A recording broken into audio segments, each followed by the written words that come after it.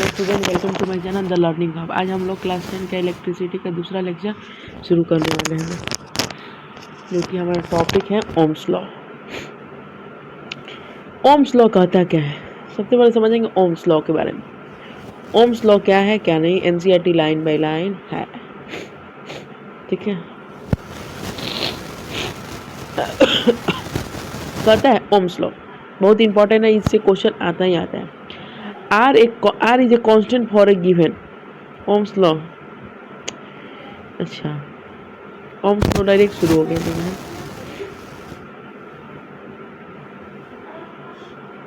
देखो R Ohm's law क्या कहता है, सबसे पहले देखो Ohm's law का मतलब क्या होता है।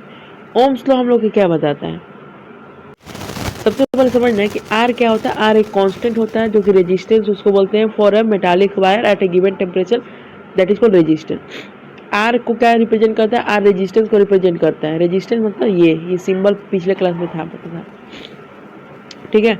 हम प्रॉपर्टी जो कंडक्टर होता है, जो इसका क्या प्रॉपर्टी होता है, रेजिस्टेंस का प्रॉपर्टी क्या है। कोई पूछेगा कि रेजिस्टेंस का मतलब क्या होता है, रेजिस्टेंस का मतलब क्या होता है, सिंपल सा बोल देना।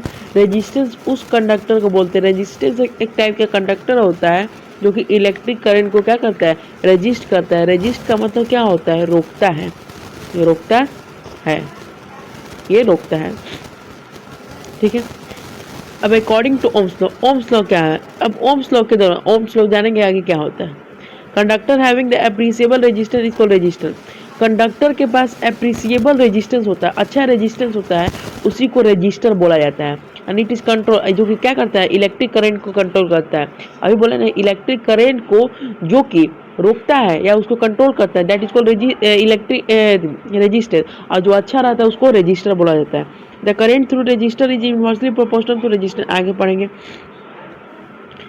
Component use to regulate the current. हाँ, एक और चीज, रियोस्टेट के बारे में समझते हो। रियोस्टेट क्या, रियोस्टेट, रियोस्टेट या कहो वेरिएबल रेजिस्टेंस, ये क्या होता है, वेरिएबल रेजिस्टेंस। वेरिएबल रेजिस्टेंस ये क्या होता है, इसका सिंबल क्या होता है, इसका सिंबल ये होता है, क्या होता है।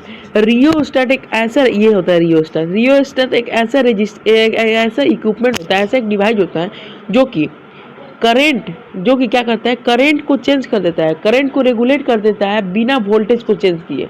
मतलब करंट को तो चेंज कर देगा, करंट चेंज कर देगा, अब बिना वोल्टेज को चेंज किए, उसी को रियोस्टेट करता है। और यहाँ से एक नंबर का क्वेश्चन आता है एग्जाम में, आया भी है।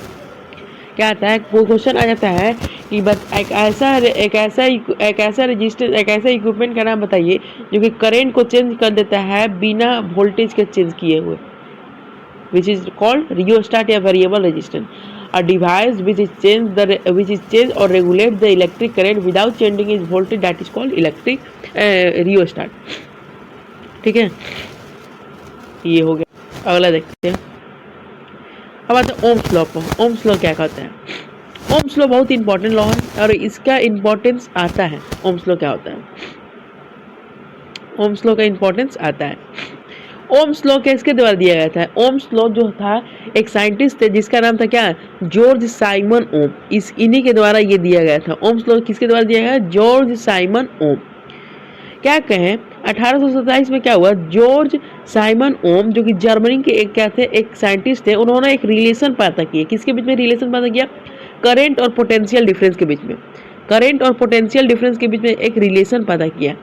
पोटेंशियल डिफरेंस के बीच में एक रिलेशन पता किया। क्या रिलेशन पता किया, एक की मतलब क्या पता किया, उन्होंने पता किया यही कि उन्होंने जब एक एक्सपेरिमेंट किया, उसमें उनको पता चला कि जो करंट होता है, जो वोल्टेज होता है, वो डायरेक्टली प्रोपोर्शनल है करंट के। वोल्टेज क्या है, डायरेक्टली प्रोपोर्शनल करंट क्या है। Potential difference across the end of the metallic wire. अब यहाँ पे एक दिया हुआ है क्या, एक्टिविटी यहाँ पे दिया हुआ क्या, देखो यहाँ पे सेल ले लिया गया, सेल ले लिया गया। Set of the circuit by connecting the 4 dry cell ले लिया गया ऑफ 1.5 वोल्ट इच। एमीटर यहाँ पे लगा दिया गया है 0.10 से 5 रेंज के बीच में, और एक गैप छोड़ दिया गया है x और y। Complete the circuit by connecting, और इसको कंप्लीट किससे किया गया, नाइक्रोम का वायर लेके यूज किया गया, और रिप्लेस द नाइक्रोम का फिर उसके बाद हटा के उसके बाद वहाँ पर टॉर्च लगा दिया गया। और इसी को फिर 10 वाट के बोल्ट के साथ भी किया गया। तो उसमें उन्होंने क्या ऑब्जर्व किया, उन्होंने यही ऑब्जर्व किया, क्या ऑब्जर्व किया, तो ऑब्जर्व यही किया कि जब वो वोल्टेज दे रहे हैं तो वोल्टेज जो है ना डायरेक्टली प्रोपोर्शनल है करंट के, मतलब जितना वोल्टेज दे रहे हैं उतना ही करंट बढ़ रहा है, मतलब जितना ज़्यादा वोल्टेज जा रहा है उतना ही ज़्यादा करंट जा रहा है, जितना कम वोल्टेज दे रहा है उतना ही कम क्या दे रहा है, करंट आ रहा है। तो यहाँ पे बोला गया है potential difference across the end of the metallic wire is an electric current is directly proportional to the current flowing through its constant temperature. लेकिन ये कब हो रहा है, यहाँ पे कंडीशन बोल देता है कब होता है, ये टेम्परेचर क्या होता है, कांस्टेंट होता है, फिक्स होता है टेम्परेचर। ओम्स लॉ में एक आ जाता है इंपॉर्टेंस, क्या आ जाता है कि ओम्स लॉ कहाँ पे एप्लीकेबल है, कांस्टेंट टेम्परेचर या वेरिएबल टेम्परेचर। तो बोलोगे क्या, कांस्टेंट टेम्परेचर। तो क्या होता है, V is directly proportional to I। V is directly proportional to I। आपको अब जो तुम्हारा प्रोपोर्शनल का साइन हटाने के लिए कोई कांस्टेंट का यूज करते हैं, तो उन्होंने रेजिस्टेंस R का यूज किया और यहीं से रिलेशन उन्होंने पता किया, V is equal to I R का रिलेशन यहाँ से उन्होंने पता किया। V is equal to I R, तो V is equal to I R और I इज इक्वल टू क्या हो जाएगा, V बाई आर हो जाएगा।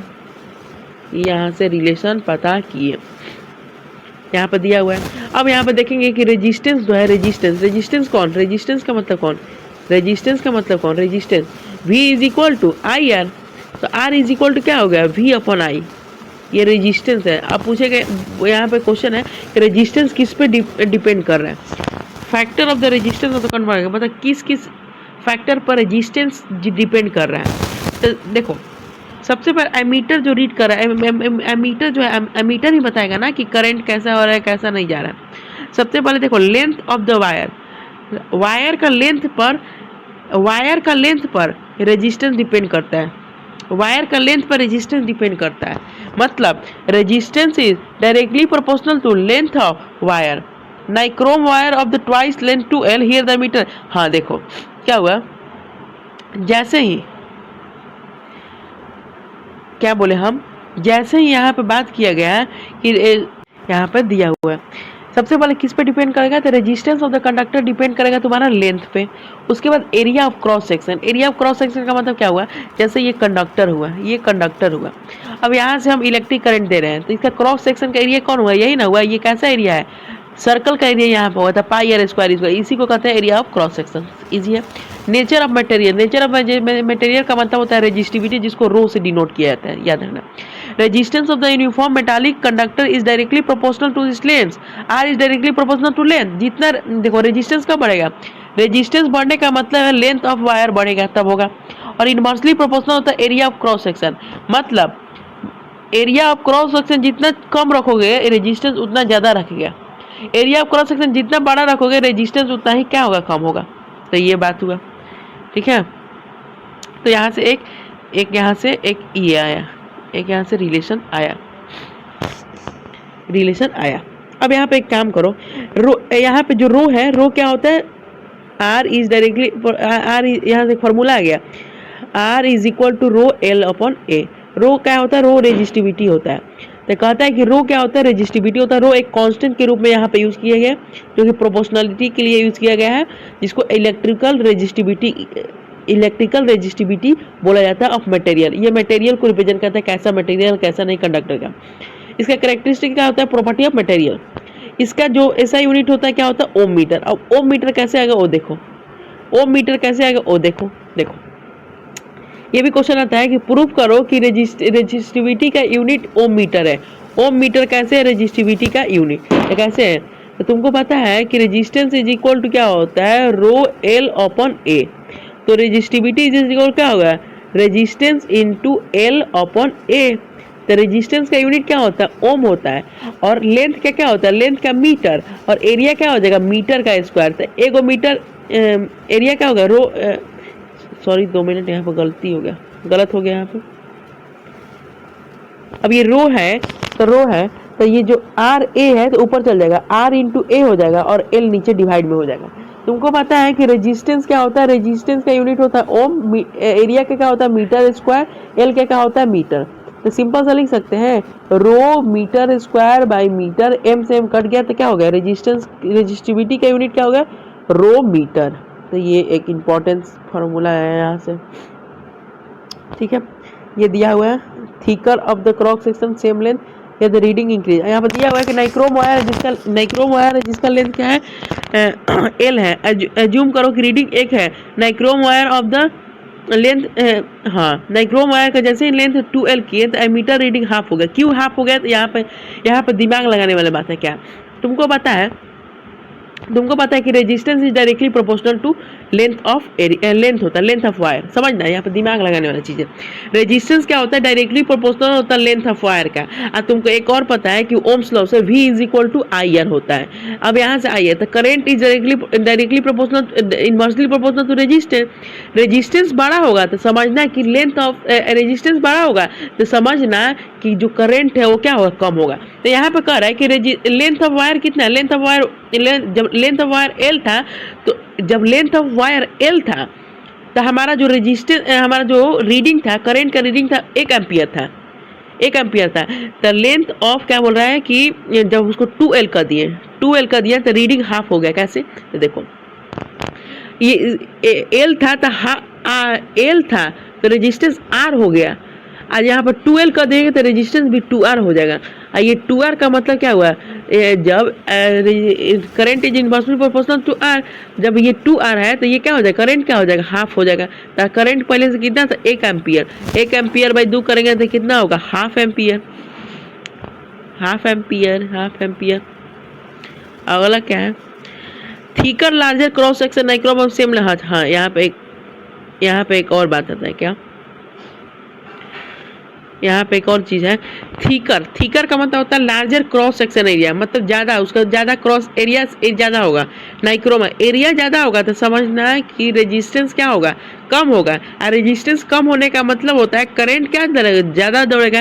Resistance is inversely proportional to area of cross section. अगर एरिया ऑफ क्रॉस सेक्शन ज्यादा होगा तो रेजिस्टेंस समझना कम होगा। तो इसका मतलब क्या होगा? और current is inversely proportional to resistance कम तो करंट ज्यादा,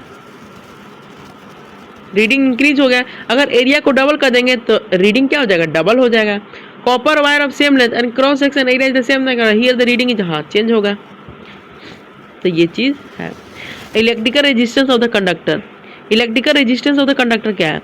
with in the conductor electrons are not completely free to move नहीं होता है। क्यों नहीं होता है? क्योंकि ये डिपेंड करता है मटेरियल पे कैसा है। So the resistance is increase and motion of the electron is retard. Resistance क्या करता है? रेजिस्टेंस इंक्रीज हो जाता है, मतलब रुकावट ज्यादा हो जाता है। और मोशन जो इलेक्ट्रॉन का होता है वो रुकने लगता है, क्योंकि रेजिस्टेंस का काम ही है रोकना। रेजिस्टेंस क्या करना? रेजिस्ट करना, अपोज करना। और रेजिस्टेंस रोक देगा तो इसका मतलब क्या है? मोशन ऑफ इलेक्ट्रॉन क्या होगा? कम हो जाएगा। मोशन ऑफ इलेक्ट्रॉन कम होने का मतलब क्या होगा? इलेक्ट्रिक करंट कम हो जाएगा।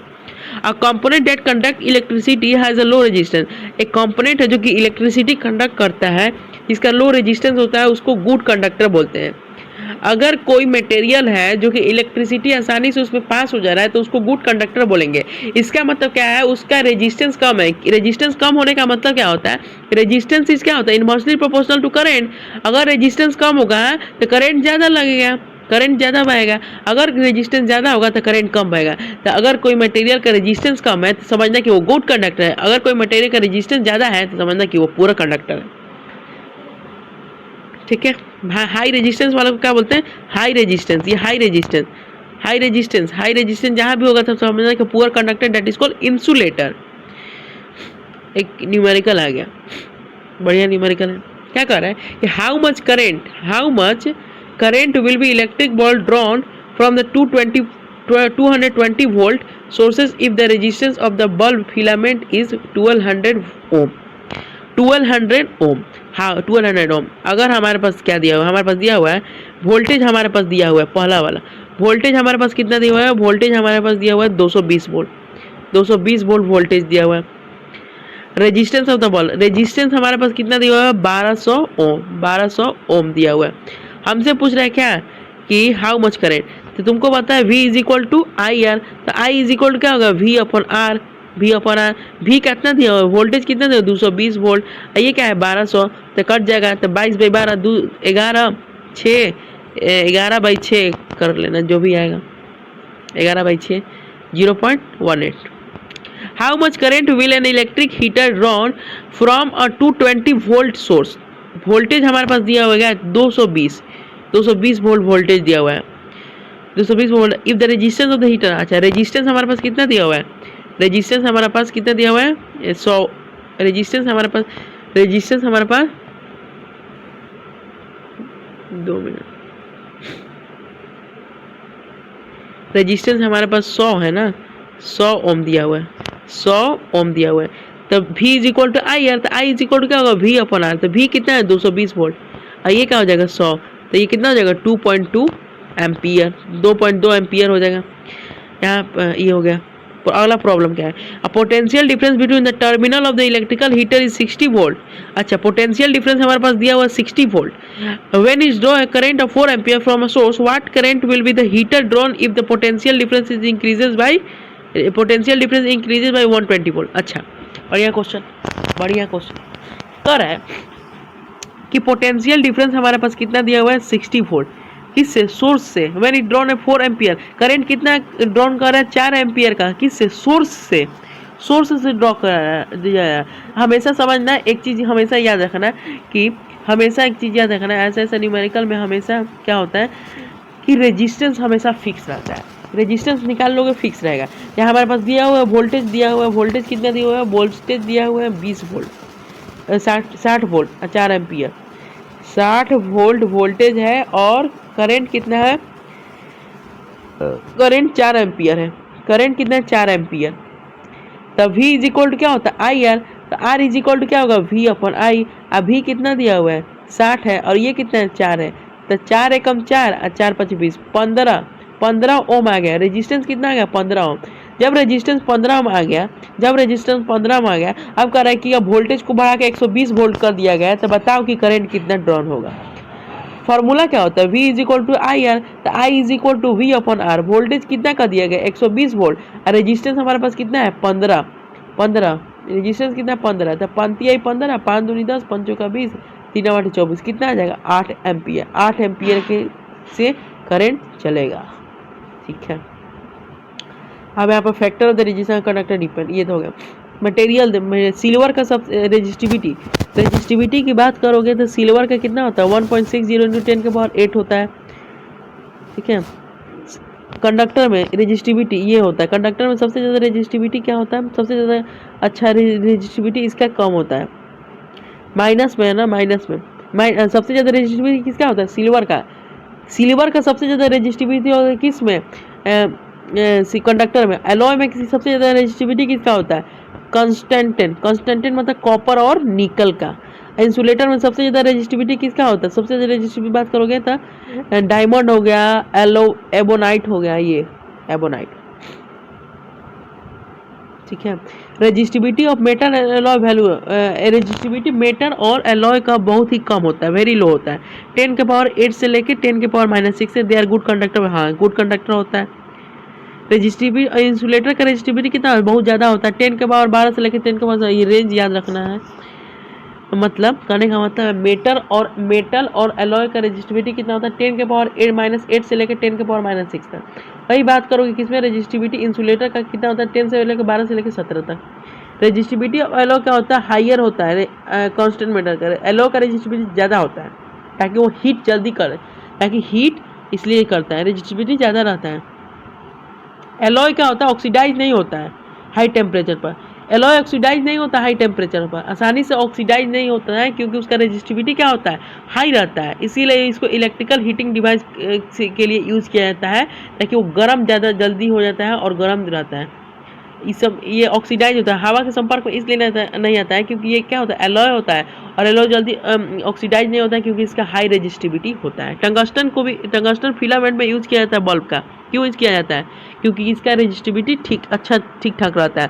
कॉपर और एल्युमिनियम को इलेक्ट्रिकल ट्रांसमिशन ऑफ लाइन में यूज़ किया जाता है, रेजिस्टिविटी इसका भी अच्छा रहता है, कम रहता है रेजिस्टिविटी, इसलिए रेजिस्टिविटी क्या होता है कम होता है, इसलिए इसको यूज़ किया जाता है इसको कॉपर और एल्युमिनियम को। ठीक है, अब एक बात समझना, क्या एक ग्राफ समझ लो, VI ग्राफ समझ लो, VI graph 2 minute. VI graph importance है, थोड़ा सा समझ लो। VI graph V I graph क्या कहता है? वी आई ग्राफ की जहाँ तक बात करोगे तो ये हो गया वी, ये हो गया आई, ठीक है, वी हो गया आई हो गया। जैसे देखो हम यहाँ पे करंट लिए 1 एम्पियर, यहाँ पे 2 लिए, यहाँ पे 3 लिए, यहाँ पे 4 लिए, यहाँ पे 5 लिए, यहाँ पे 1 लिए, यहाँ पे 2 लिए, यहाँ पे 3 लिए, यहाँ पे 4 लिए, यहाँ पे 5 लिए, ठीक है। स्लोप देखोगे, स्लोप ये है, स्लोप ये है, स्लोप ये है, स्लोप ये है। कहने का मतलब है कि जो वी आई ग्राफ होता है उसका स्लोप क्या देता है हमको? रेजिस्टेंस देता है। और स्लोप हमेशा किससे देखेंगे? आई से देखेंगे, इससे देखेंगे। अगर हमारे पास ऐसे दे दिया, एक ऐसे दे दिया, 2 ग्राफ दे दिया, ये आई है और ये भी है, पूछेगा कि बताओ किसका रेजिस्टेंस ज़्यादा है, जिसका एंगल ज़्यादा होगा, इसका एंगल ज़्यादा है या इसका एंगल ज़्यादा, आई के रिस्पेक्ट में इसका एंगल ज़्यादा है, इसका एंगल ज़्यादा है, इससे कम है, तो ये इसका स्लोप ज़्यादा होगा, या इसका मतलब इसका रेजिस्टेंस ज़्यादा होगा। ये इंपॉर्टेंस था एक बात का, एक इम्पॉर्टेंस ये चीज़ था, ठीक है। Thank you.